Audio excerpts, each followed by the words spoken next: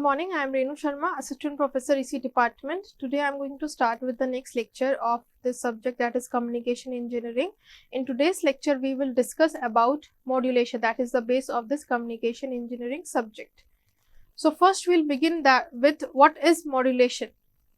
So modulation is basically, in the simple layman language, if I am going to present, what is modulation? Modulation means you are increasing the frequency of the basic signal so that it can travel over a longer distance. So in the modulation process, some characteristics of a high frequency signal carrier is changed according to the instantaneous amplitude of the information. Let's say this is the raw signal that I want to transmit. This is T, this is XT, and its frequency is very less. I want to transmit it over a longer distance. So for that purpose, I have to increase its frequency. So that can be done by superimposing its information over a high frequency signal. That is nothing, it is just a carrier signal. Its frequency is quite high as compared to the frequency of the original signal. Let's say its frequency is denoted by FM and its frequency is denoted by FC. Then in case of modulation, that FC is far greater than FM. That is the basic aim of modulation, to increase the frequency of the original signal. So there are three types of modulation techniques that are available. Like first one is the amplitude modulation, in which we have to change the amplitude of this high frequency signal according to the instantaneous value of this signal. In case of frequency modulation, we have to change the frequency of this signal proportional to the instantaneous value of this particular signal. In case of phase modulation, we have to change the phase of this signal proportional to the instantaneous value of this message signal. So in all the three cases, we have to change one of the three characteristics of this signal proportional to the amplitude or instantaneous value of this signal. Then this graph or flow chart is basically showing that how the modulation techniques are divided. Like first one is the analog modulation, another is the digital modulation. So three modulation techniques associated with analog modulation are: first one is the amplitude modulation, frequency and phase modulation. Likewise, when the message signal is basically in the form of digits like 1 and zeros, then the modulation is amplitude shift keying, frequency shift keying and phase shift keying. So in all the three cases, you have to vary one of the parameter of the carrier signal, like amplitude, phase and frequency, proportional to the instantaneous value of the message signal. So that is the that shows the different characteristics of the modulation techniques. Now we will begin with amplitude modulation. So as I have told you that for modulation we require two types of signal. First one is the message signal, which is having higher lesser frequency, or the signal which is in the raw form, means its frequency is not quite high and we have not processed the signal for any kind of application. In case of carrier signal, it is of high frequency signal. As you can compare that, its frequency is very large as compared to its frequency. So this is the carrier signal. Now this is the amplitude modulated waveform. So there are some characteristics that is related to this modulated signal. Like this blue line, this shows the envelope of the modulated signal. You can say envelope of message signal also. Like if you are going to demodulate this particular type of signal, then you can at the output of the demodulator you will get this original signal, which is the main aim of transmitting the information, because the main information is contained in this message signal only. And this is a high frequency carrying signal which is continuously varying, its amplitude is continuously varying with respect to this with respect to the instantaneous value of this message signal. And what other factors that we can determine from this particular waveform is, this is known as V max, that is the maximum value, and this is known as V minimum. So from this particular these two values we can find out the modulation index or the modulating factor. Its value will be V max minus V minimum divided by V max plus V minimum. So this is the depth of modulation, modulation factor, or we can say it is modulating index, means up to which extent we have to modulate this particular carrier signal, which is dependent on the instantaneous value of this particular signal. Its another formula will be AM upon AC, where AM is the amplitude of the message signal and AC is the amplitude of the carrier signal. So this is nothing, this is the amplitude modulated waveform. Now this shows the modulation index formula, where I have written M, it can also be written as mu. So there are three different categories of mu, or you can say M. That is no modulation, means if M is equals to 0, then it shows that there is no modulation, the signal is transmitted in its original form. Then when mu is equals to 1, which means it is 100% modulated, and mu is greater than 1 is known as over modulated. And there is another range, that is mu is between 0 to 1. Mostly the signal is in this form, where mu can be 0.2, it can be 0.3, or it can be any value, but it has to be between 0 and 1, means it should not be negative. So that is the case of under modulation. So for all the three cases, we will going to see the different waveforms.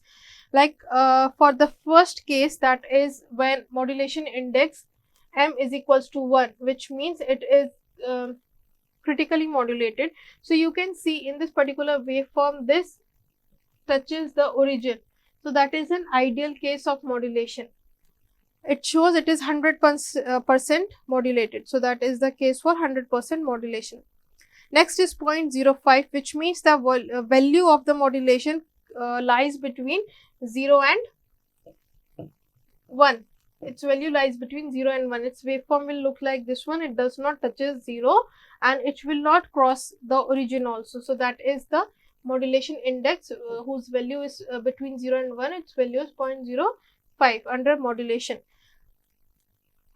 Next is over modulation, where you can see its value crosses the origin. It will cross the origin, and you can see that there is a phase difference that will exist. So that is the its modulation index is greater than 1, which means here it is 2.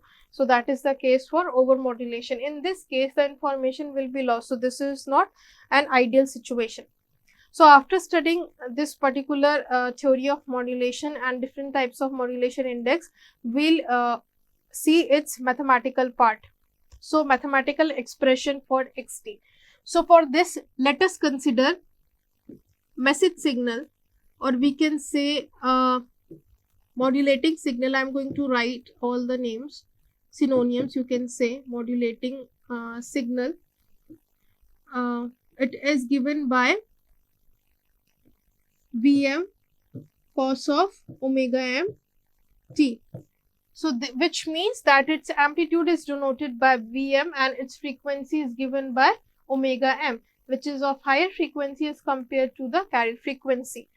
Now next we will consider carrier signal, that is denoted by Ct.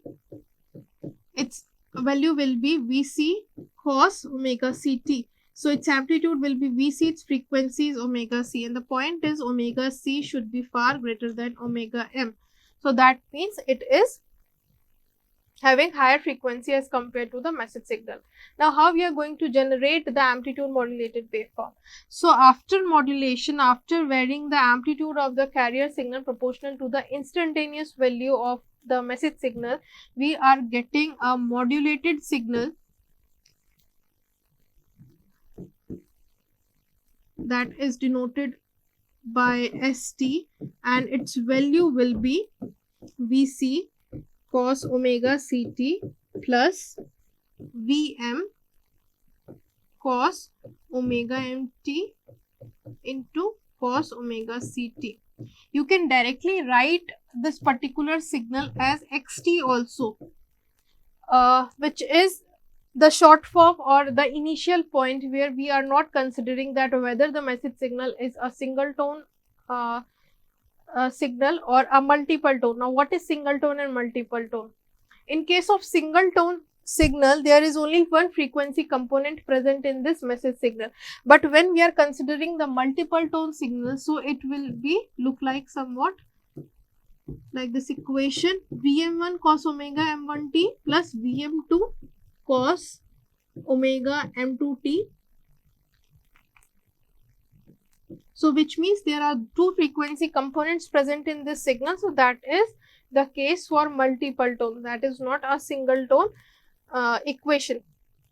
So, you can write xt in place of this particular equation. So, this is Vc cos omega ct plus xt cos omega mt. So, that is xt cos omega ct.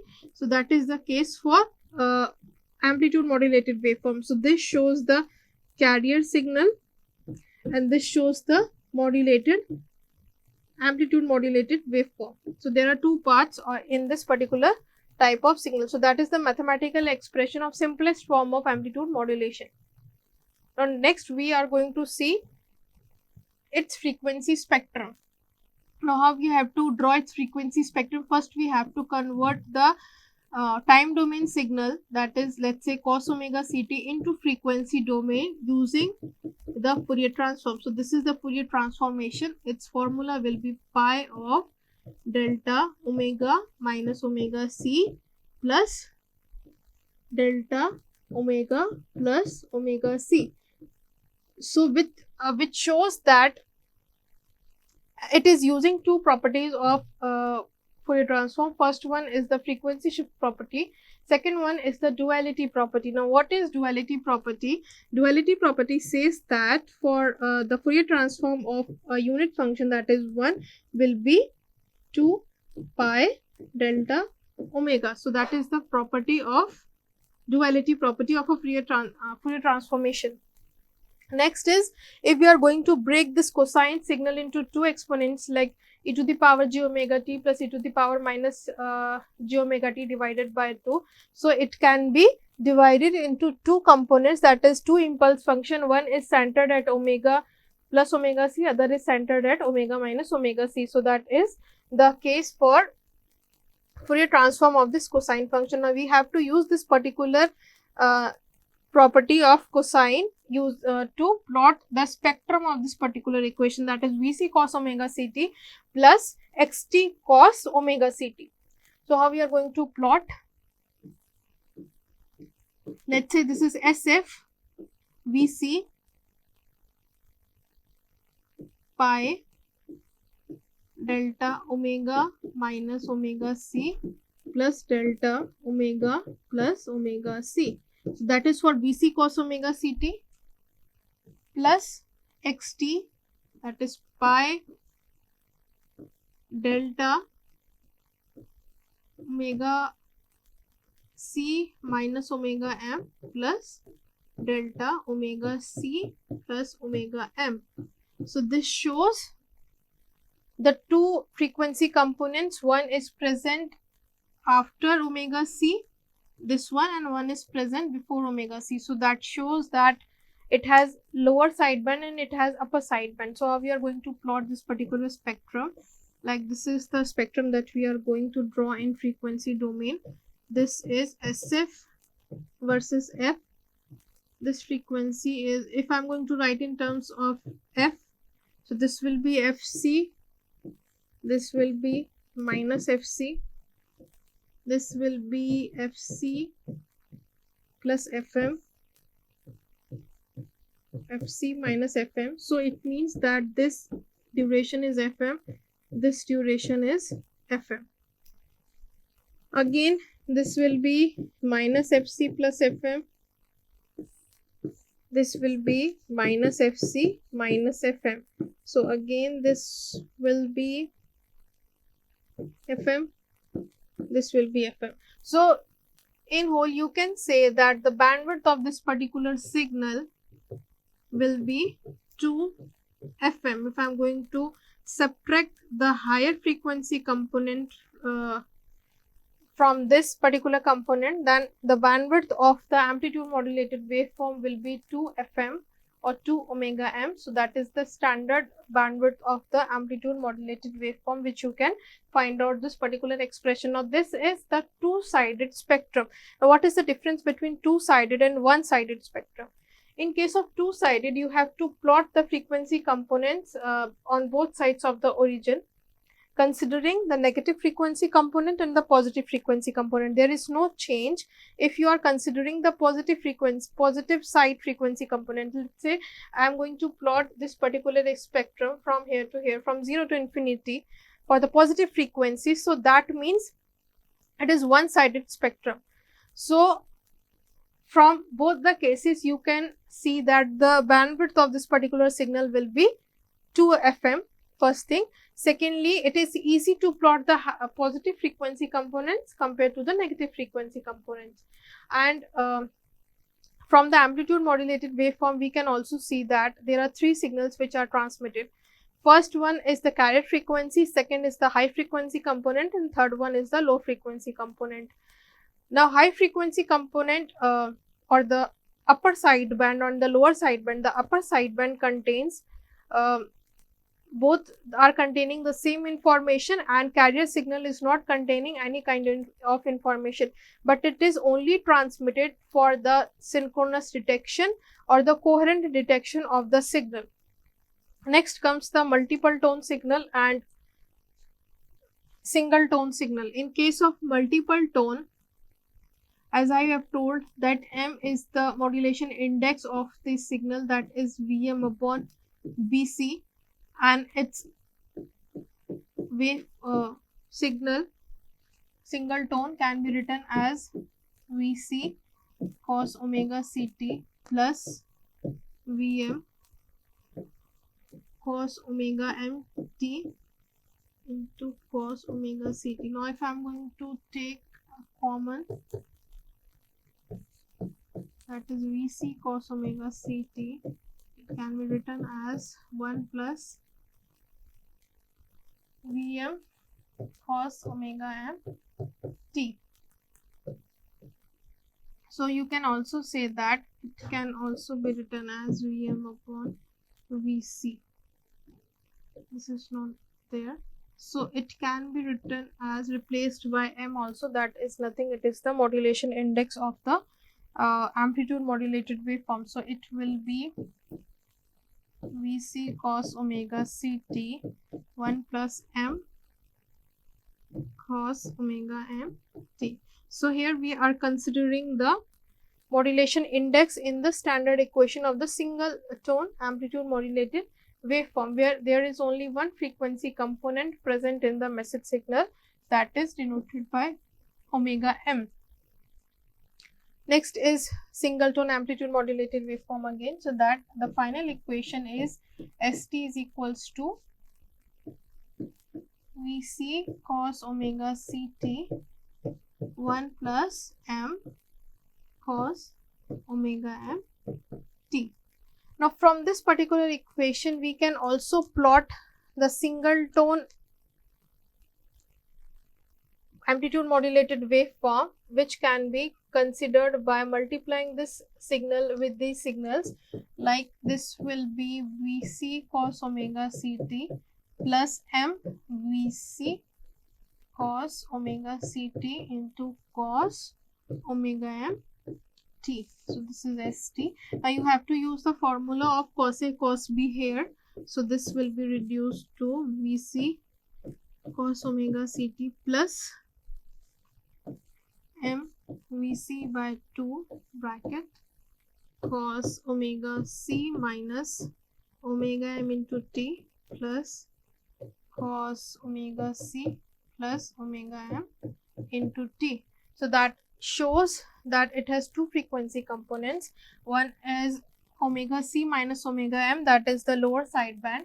This is the upper sideband frequency component, and this is the center frequency, that is nothing. This is the carrier signal frequency. So this is the single tone amplitude modulated waveform, and again you can draw the same graph as you have drawn for the earlier case. Next one is the multiple tone.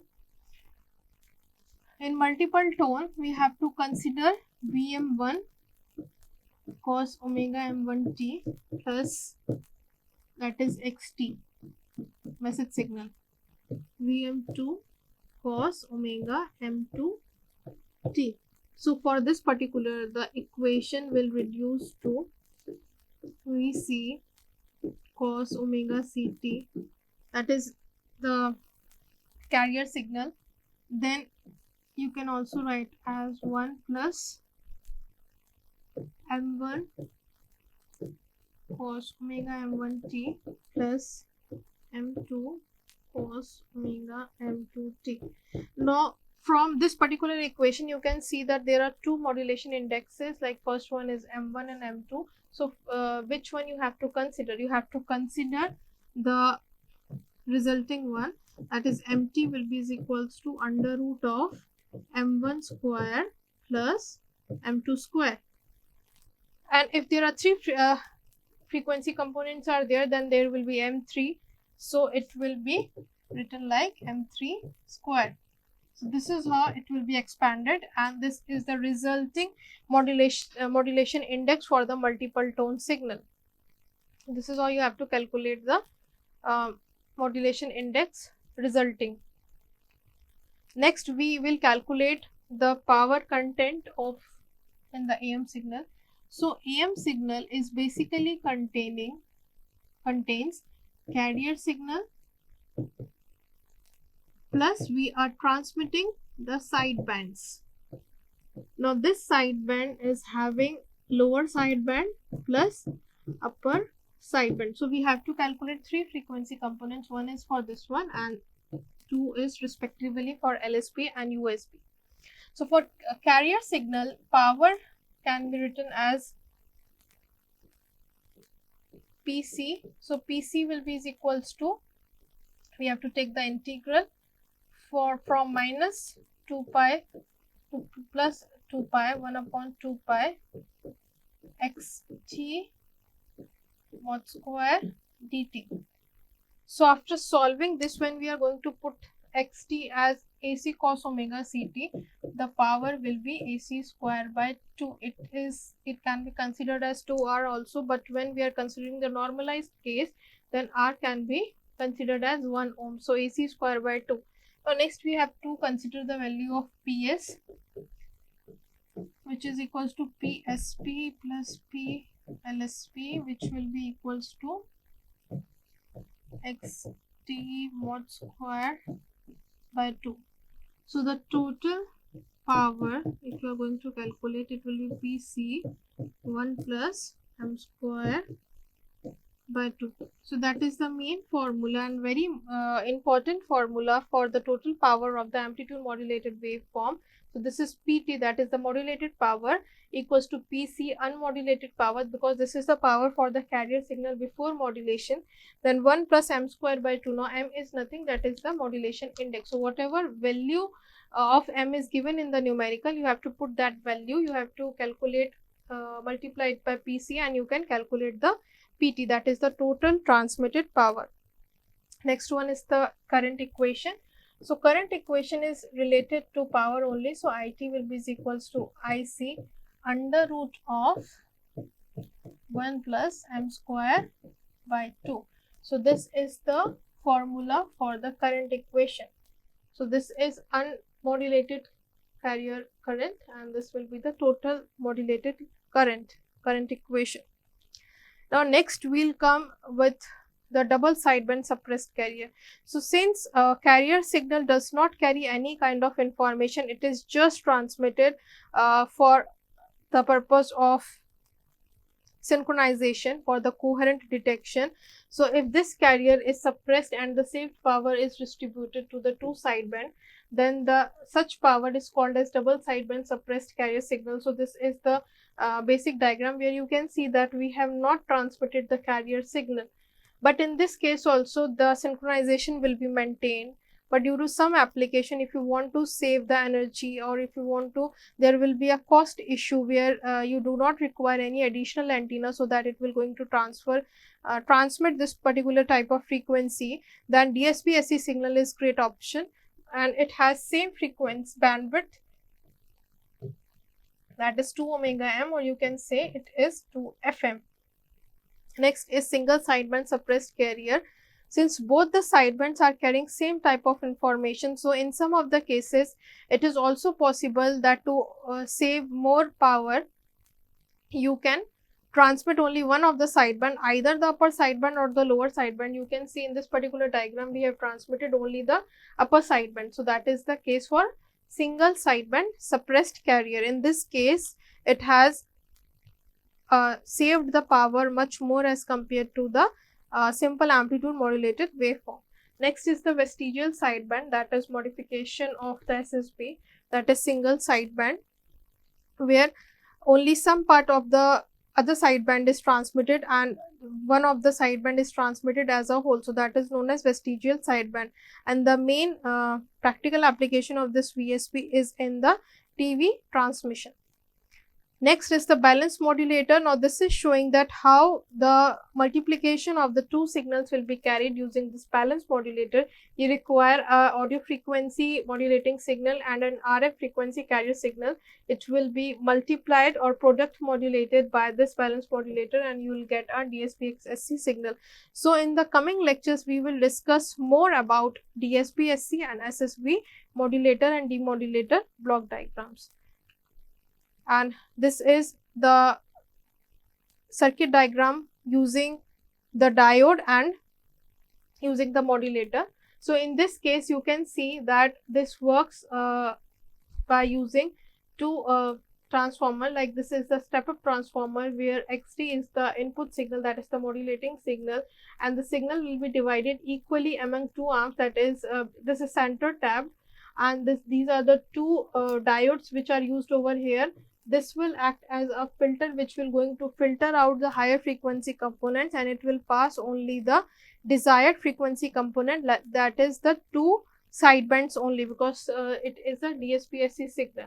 Likewise, we are using the modulators also. We are not using here diode, where two amplitude modulators are used, which will simply going to multiply the incoming signal with the carrier signal, and it will going to generate. Here we are going to see mt cos omega ct, and here it will be minus mt cos omega ct, and we can get the modulated signal. Either two sidebands will be generated. One is the upper sideband, other is the lower sideband. Thank you.